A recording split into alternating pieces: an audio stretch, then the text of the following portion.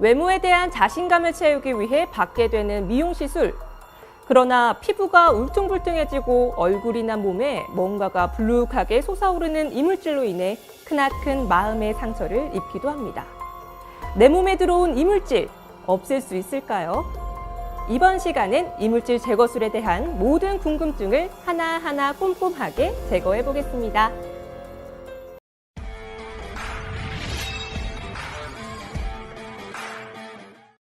고운리프트 의원의 문동서 원장님 모셨습니다. 안녕하세요, 원장님. 네, 안녕하세요. 원장님, 이물질 제거는요, 최근 들어서 관심도가 부쩍 는 성형술입니다. 이 성형외과에서 다루고 있는 이물질 제거술은 어떤 것인지 설명을 좀 해주시죠. 이물질은 과거에 그 필러가 유행하기 전에 또 필러가 가격이 또 대중화되기 전에 많은 분들이 시술을 받아봤고요. 두 가지 점에서 문제가 있습니다. 하나는 첫째는 그 사용한 재료가 안정성이 없다는 거. 두 번째는 그 시술하는 분들이 병원에서 한 게 아니고 일반 비유 전문가들이 하다 보니까 해부학적으로나 생리적으로 모르는 상태에서 시술을 한 게 나중에 이제 문제점을 일으킨 게 이물질 제거술인데, 수술이나 흡입술로 우리가 시술하는 것을 이물질 제거술이라 할 수 있겠습니다. 예전에 TV에 보면은 이 기름 같은 거를 불법적으로 주입해서 참 안타깝게 살아가는 여성분의 한 이야기들을 방송을 통해서 소개가 많이 되기도 했는데요. 자, 이렇게 이미 몸에 들어간 물질을 제거한다는 게 참 어려울 것 같거든요. 어떤가요? 해부학적으로 봤을 때 피부층 밑에 표피가 있고 진피가 있고 피하층이 있으면은 굉장히 불규칙하게 들어가 있죠. 규칙적인 어떤 한 층에 들어가 있는 게 아니고, 그렇다 보니까 그거를 제거하기가 사실은 힘든 게 제일 문제라고 이제 볼 수 있겠죠. 이 불법 시술의 부작용으로 인해서 이물질이 생기는 증상은 보통 언제부터 나타나게 되는 걸까요? 이물질 자체가 우리 몸에 들어오게 되면은 사람마다 이제 그 이물 반응, 우리 일종의 면역 반응이라고 할 수 있는데, 그 이물질을 우리가 이제 방어하기 위한 내 몸에 일어나는 하나의 반응이죠. 그 반응은 사람마다 다 다르죠. 그래서 우리가 알레르기라든지 우리 두드러기처럼 어떤 물질을 똑같이 주입하더라도 사람마다 이 개인마다 차이가 있는 것처럼 이물 반응도 막 비슷하다고 할 수 있겠습니다. 그래서 어떤 분들은 이제 맞고 나면은 바로 나타나신 분도 있겠고, 또 어느 정도 시간이 지나다가 뭐 몇 개월이나 몇 년 뒤에 또 우리가 지연성 면역 반응처럼 이렇게 나타나는 경우도 있다고 할 수 있겠죠. 그래서 꼭 어떤 시기에 어떤 문제가 생긴다 이렇게 말하기는 힘들 것 같습니다.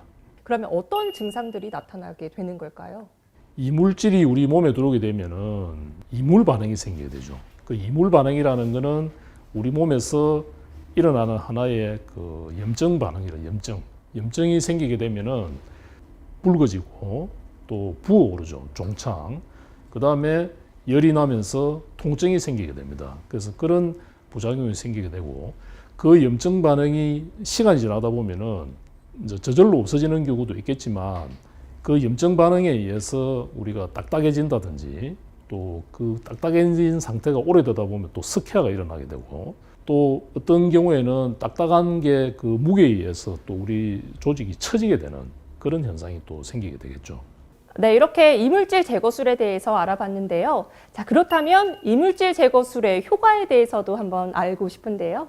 제거술을 하게 되면은 조금 전에 말씀드린 그 울퉁불퉁한 거, 그런 걸 갖다가 최대한 우리가 없애드리고, 딱딱한 거라든지 또 처진 같은 경우에는 충분히 제거를 하고 나서 거기에 대한 부가적인 우리가 시술, 뭐 요즘 실리프팅이라든지 또 안면거 상술까지 해서 적으면 일석이조의 효과를 노리는 그런 시술을 하게 됩니다.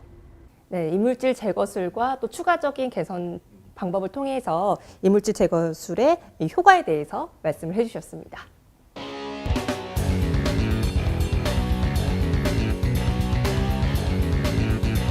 네, 지금부터는 각 부위별로 이야기를 한번 나눠보도록 하겠습니다.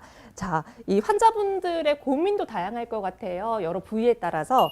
자, 어떤 부위부터 한번 얘기를 나눠볼까요? 대개는 이마 부위, 또 관자놀이, 콧대라든지 미간, 볼 이쪽에 많죠. 뭐 턱에도 있지만은 이마는 제일 많이 나타나는 게 울퉁불퉁한 거. 염증이 진행되면서 굳은 상태, 풀어지지 않고, 그래서 그 딱딱한 게 제일 문제가 되고, 관자놀이 같은 경우에도 하고 남은 염증 반응에 의해서 뭉치 있다든지 또 울퉁불퉁한 게 또 문제가 되고요. 볼 같은 경우에는 이제 이 이물질 자체가 염증 반응에 의해서 나중에 굳어지면서 딱딱한 무게, 그 무게 때문에 처지는 게 또 문제가 될 수 있겠죠. 자, 그러면 이 제거 수술은 어떤 방법으로 진행되는 건가요? 과거에 많이 했던 게 우리가 수술 절개, 무일론 부위가 적은 경우에는 절개하고 봉합하는 방법. 안 그러면은 이제 절개를 통해서 피부 밑면으로 박리에 들어가서 그 남아 있는 이물질을 제거하는 수술적인 방법이 과거에 많이 이제 사용했었고요. 그러다 보니까 우리가 수술적인 방법을 하다 보면은 나중에 이제 흉터라든지 또 수술을 하면서 우리가 이 고르게 제거하기가 굉장히 힘든 그런 문제가 있었죠. 그래서 요즘은 대부분 이제 흡입술, 그동안에 우리 지방 흡입술이라든지 이런 흡입술이 많이 발달하다 보니까 이물질을 최대한 녹인 다음에 우리가 그 아주 부드러운 캐놀라로 이렇게 뽑아내는 흡입술이 현재는 가장 효과도 좋고 또 시술 후에 여러 가지 예후도 좋은 그런 치료로 지금 이제 각광받고 있습니다. 이 눈 주변 부위도 미용 시술이 많이 이루어지는 부분인데요. 부작용이 있을까요? 보통 이물질을 많이 넣은 부위가 눈썹 밑에 그 부위에 많이 넣고 그러다 보면은 이물질을 넣으신 분들의 눈을 보면은 눈이 항상 부어 있죠. 그 이유는 우리가 눈도 그 주위에 뭐 임파선이라든지 혈액순환이 잘 돼야지 붓기가 빠지는데 자고 일어나면은 붓기가 다른 사람보다 혈액순환이 떨어지다 보니까 항상 두툼하게 부어 있는 그런 상태이기 때문에 눈썹 밑에 같은 경우에는 제거술할 때 그 지나가는 신경이라든지 혈관 이런 게 굉장히 중요하겠죠. 또 눈꺼풀 같은 경우에는 반대로 피부가 굉장히 얇죠.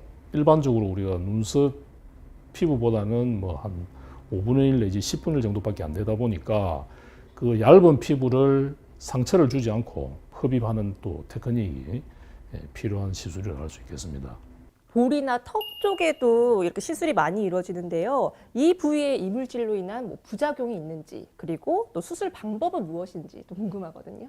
볼 같은 경우에는 이게 이제 딱딱해지고 굳어지다 보니까 그 무게에 의해서 그 볼에 있는 우리가 스마스층이라든지 지방층과 함께 이렇게 처지는 경우가 많죠. 그 볼륨을 갖다가 우리가 흡입술을 통해서 우리가 제거를 하고 나면은 그 전보다 더 처질 수 있겠죠, 피부 자체가. 그래서 보통 이제 볼 같은 경우에는 우리가 흡입술을 통해서 이물질을 제거하고 거기에 따라서 처진 데에 대한 리프팅 여러 가지 방법이 있죠. 뭐 요즘 실도 있고 뭐 또 안면도 상술 이런 방법을 통해서 개선하게 되면은 뭐 일석이조의 효과를 누릴 수 있겠다 이렇게 보면 되고 보통 보면은 우리 턱 끝에 많이 이렇게 시술을 하신 경우가 많은데 그런 경우에는 거기도 지나가는 신경만 조심해서 흡입술을 통해서 새로 빼고 나면은 대신에 이제 볼륨이 보기 싫으니까 흡입한 다음에 뭐 필러로 채워준다든지 이런 방법을 많이 사용하고 있습니다.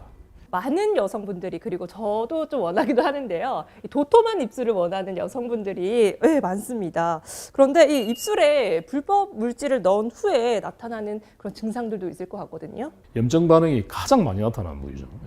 이제 입술이 붓는다든지 또 통증이 이제 심하다든지 이런 문제가 있고 주로 흡입술을 하게 되고 만약에 부위가 국한된 경우에는 입술 안쪽으로 우리가 절개를 해서 완전 제거하는 방법도 많이 사용하고 있습니다. 그러면 이 한 번의 시술만으로 이물질이 깨끗하게 제거될 수 있는지 그게 궁금하고요. 또 주의할 점이 어떤 게 있을지 그것도 궁금하거든요. 한 번만에 제거를 한다는 거는 어찌 보면 힘들 수도 있는데 환자들의 어떤 만족도에 따라서는 한 번 시술로도 충분한 제거가 가능한 경우도 있고요. 또 한 번만에 제거가 못하는 경우에는 우리가 2차나 3차 시술을 통해서 시술을 해줘야지 만족도가 아마 올라가지 않겠나 이렇게 생각합니다. 네, 이번 시간에는 고운리프트 의원의 문동성 원장님과 이물질 제거 수술에 대해서 알아보았는데요. 주입은 쉬워도 제거는 쉽지 않다는 점, 그렇기 때문에 경력이 풍부한 전문의를 찾아야 한다는 점 다시 한번 강조드리면서 이 시간 마무리하겠습니다. 안녕히 계세요.